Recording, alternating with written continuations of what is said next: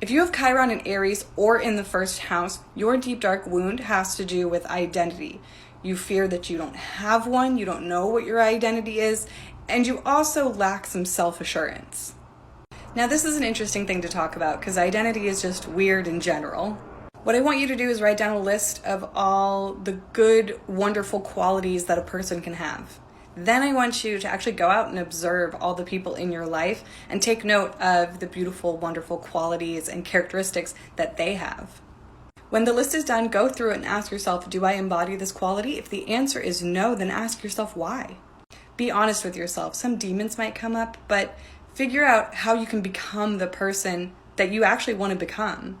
And since the first house also has to do with our body, don't underestimate the power of changing your fashion, style, or haircut.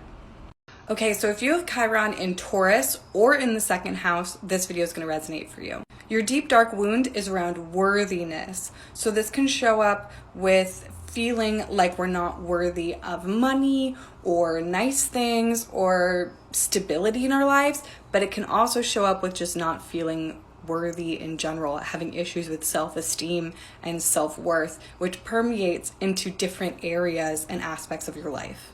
I want you to start a list of everything you're grateful for. A comfy bed, a body to experience the world, a family, friends, partner that loves you.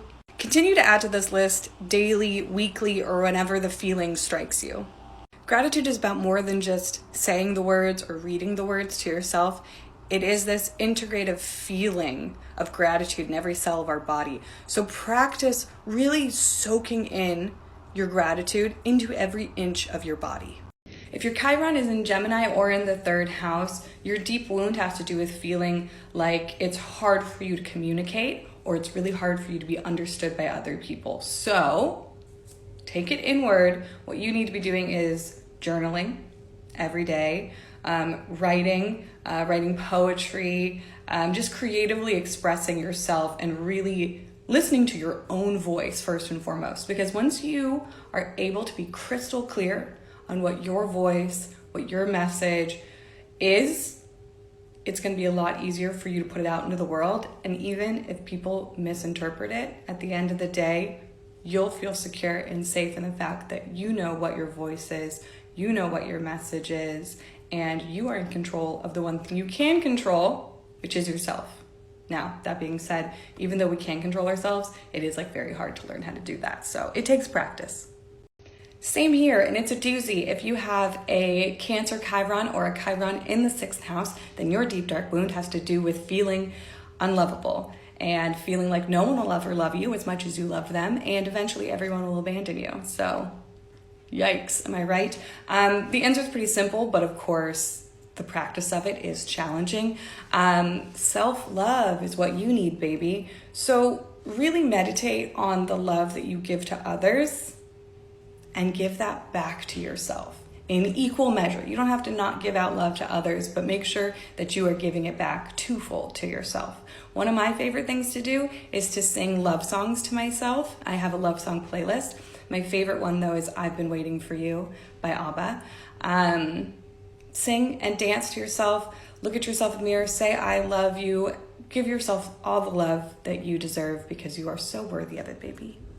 If your Chiron is in Leo or in the fifth house, then your issue has to do with being seen as the special, unique, talented person that you are. However, there's also this voice inside of you that probably is telling you that you're an imposter and you're also not really that special, unique, or interesting. Woof, right? So how do we heal this wound? Okay, you need to heal your inner child. I'm sure you've heard of inner child healing, but how do we do that? One of my favorite ways to do that is to do what I love to do as a child. So if that's finger painting, running around the grass, climbing a tree, dancing in your room, silly faces, silly voices, buying toys that you always wanted to have when you were a kid, letting yourself have the candy that you wanted to eat when you were a kid, but make it a special moment, treasure it, and envision your childhood self inside your mind and say, I love you, I'm proud of you, you're special. Yeah, honestly, this one is rough. If you have a Virgo Chiron or if your Chiron is in the sixth house, then your deep dark wound has to do with feeling unclean, broken, unworthy of things in your life. So how do we work on that? How do we work with this energy? How do we heal it?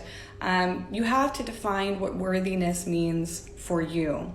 So that means you have to first understand what standards of worthiness have been put on you from society and from your parents, from the groups that you're in. You have to dismantle that and really get clear on what makes you feel worthy. You might also really want to journal about all the reasons that you are worthy and put it in a space where you can see it every day. You can read it off as affirmations, build up your self-worth. That's the ticket. If you have Chiron in Libra or in the 7th house, then your issue is that you feel like half of a whole. You feel incomplete. You feel like you need someone else to complete you, to fulfill you. But truthfully, your soulmate is inside of you. Your soulmate has always been with you. So how can you date yourself? How can you recognize that you are your own soulmate? Get out a pen and paper, write down a bullet point list of all the qualities of your romantic partner, their values, all the things you want to do with them. Then go back over that list, and with each bullet point, think of how you can show up in that way for yourself. If honesty is something you want in a romantic partner, how can you start being more honest with yourself? If trying new restaurants is something that you want to do with a partner, do that with yourself. Take yourself out on a date. Buy yourself flowers. Be your own soulmate, baby. You are your knight in shining armor. You are whole. You are complete. If your Chiron is in Scorpio or in the 8th house, then you fear death.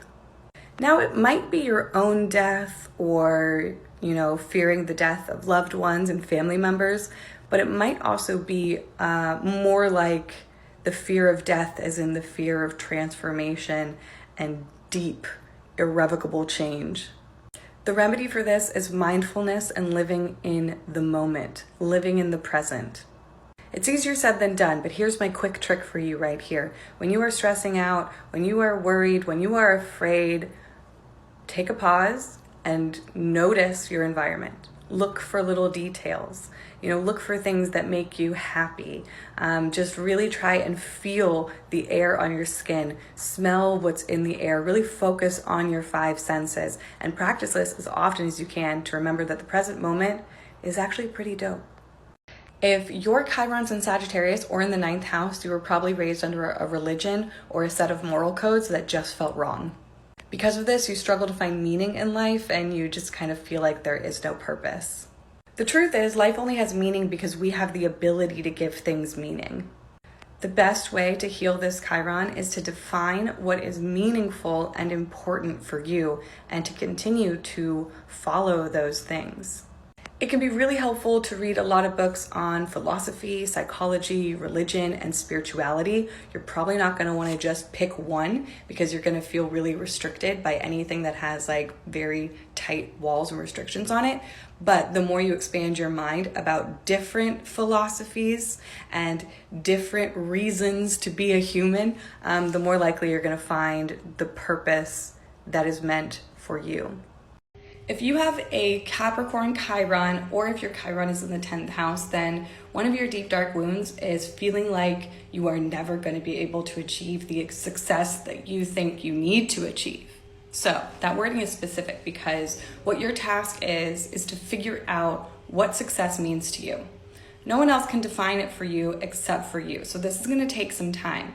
Journal, go for long walks and drives and think about it. Ask your elders, ask your grandparents what success really is, and get crystal clear on what success truly means for you, not what society has told you, not what your parents have told you. What does success mean for you? Once you're clear about that, you can start taking steps towards that kind of success, and the achievement of that thing, of those goals, is going to have far greater satisfaction in your life than trying to achieve someone else's goal and impress somebody else. So there you go. Okay, Chiron in Aquarius is all about feeling deeply like an outsider.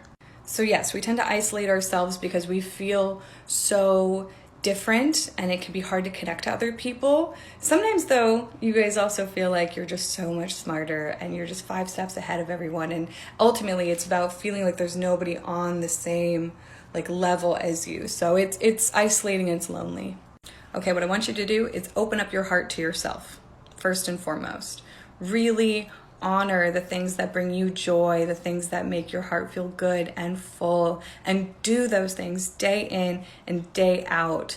And it gets easier and easier to do these things and not worry about what other people think, right? Because you're doing it for you, baby. And the more you do that, the less isolated you're going to be, the less lonely you're going to be, because people are going to be attracted to that gorgeous heart you're just spilling out onto the world. All right, it's time to talk about Chiron in Pisces. Now, I don't have a little comment box up here to start this video because the most recent times that Chiron has been in Pisces was in the 1960s and 2010 to 2019. So, not a whole lot of people on TikTok have Chiron in Pisces, but we should absolutely talk about it. The wound here has to do with a deep sense of victimhood due to the fact that the world is inherently bad and humans are bad, and this is a bad place. Pisces tends to like to run away from their problems and create a fantasy world to live in instead. And so if you have Chiron in Pisces or know someone else with Chiron in Pisces, just be cautious of drug and alcohol use. Facing your wounds head on is really the only way to deal with this wound. So definitely therapy, shadow work, or any kind of spiritual healers that you trust. That would be the way to go, my babies.